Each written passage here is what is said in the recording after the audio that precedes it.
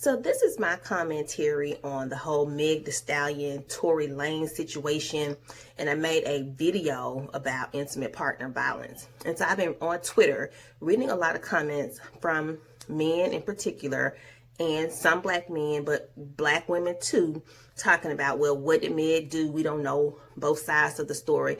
Let me tell you something. The cycle of violence is real. Okay, it is a cycle that you can be stuck in and never get out of. And for survivors of intimate partner violence, domestic violence, I applaud those women and men who are also victimized and people who are victimized by it, and period, for even surviving situations and for even coming forward to share their stories.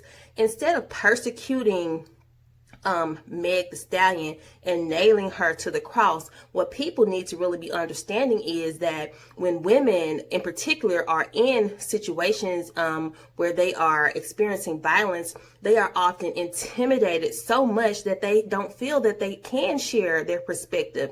And they also are very inclined to protect their perpetrators. So they go to extreme lengths to protect the men who are actually inflicting this violence on them. And why is that? Because they are in a cycle of violence. They have gone through the phase where this person is intimidating them and probably emotionally abusing them in some other phase, to the point where he is battering them, where he's actually putting his hands on that woman, probably day in, day out, or being threatening. Okay, also to move into the honeymoon phase where he comes back with the I loves you, woo, woo, woo. And so that cycle continues on and on and on. There's a reason that they weren't really out with their relationship.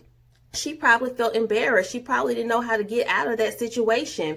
So I think for people who are saying, well, what did Meg do? What did she do to bring this violence on herself? You ask that question of your mother, or ask that question of your sister who's been hit, or perhaps your daughter in the future when a man puts his hand on her. What did she do to deserve that? Absolutely nothing. It is wrong for a person to feel that they can control your life. I don't care if she popped off. I don't care if she called him every name in the book. He's in control of his hands. And he didn't hit her. He shot her with the intent to kill her. He could have killed her. How you just gonna shoot somebody twice? So I just think people need to come off it. They need to get in reality and understand that you protecting these perpetrators of violence does not serve our community well. It doesn't make you a hero. In fact, it makes you look uninformed, and it makes you look like you are a contributor to a toxic society that upholds the notion that men should control women, or that any perpetrator of violence, whether it's male or female or whoever, can control another person. Because that violence, that domestic violence, that intimate partner violence, it is about control, period. So I would encourage you to educate yourself on intimate partner violence. I write about it, because it is a topic that is, just important. We need to be uplifting women. We need to support black women, period. And, for guys who just don't understand, well, you know what? You might need to do your own research, and you might need to do some soul searching. If you're out here talking about she brought this on herself, and for women too, if you're out here talking about what Meg did to bring this on herself, she ain't do nothing. And I don't care what she said or whatever happened. I don't know the details.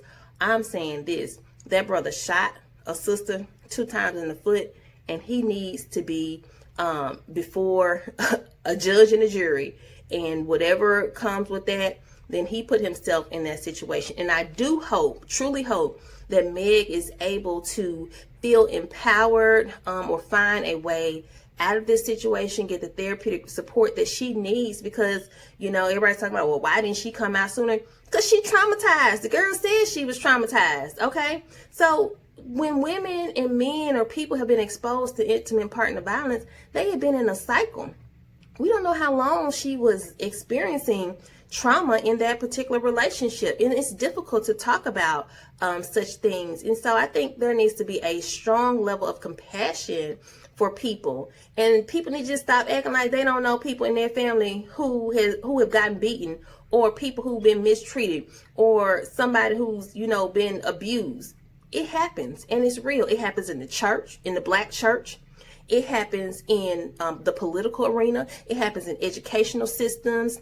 It happens in our households, and we have to be participants in the solution versus people who are dragging people for life, trying to contribute to other folks' mental health breakdown when they've already been in a traumatic situation. So I just wanted to say that because I'm reading these comments on Twitter, and I'll probably post this, but I don't know, but they're kind of making me mad a little bit. But I already made a whole video on my YouTube channel, Ask Dr. Shani, about intimate partner violence, and I'm probably going to do something else about it because I like to write about this topic and talk about it a lot because, you know, I wrote a whole book, Healthy Love 365. And, you know, as a professor, I see every semester students, my female students coming in, and they are having situations involving intimate partner violence. And that stuff is real. And I'm always like, listen, I'll roll to the police station with you. I'll do whatever I need to do to support you. That's what I tell women. And I can't make anybody press charges. I can't make anybody, you know, make a decision to, you know, pursue legal action. But that's definitely what I advocate for. If you start coming and crossing boundaries, we have the police in place for a reason. We have attorneys and people in place and support systems in place to really help us, you know, get free and do what we need to do in our lives. So I'm all about that. But that's just what I wanted to share. I'm sorry if I'm a little passionate, but I just think it's real. And I think people need to stop acting like they don't know somebody who's been involved in a situation, and they really need to check their issues with women. If you're saying any woman has ever done anything to deserve mistreatment from any man or any person, period. Thank you, and that's my message. But check out that video on Ask Dr. Shani, my YouTube channel. All right, bye.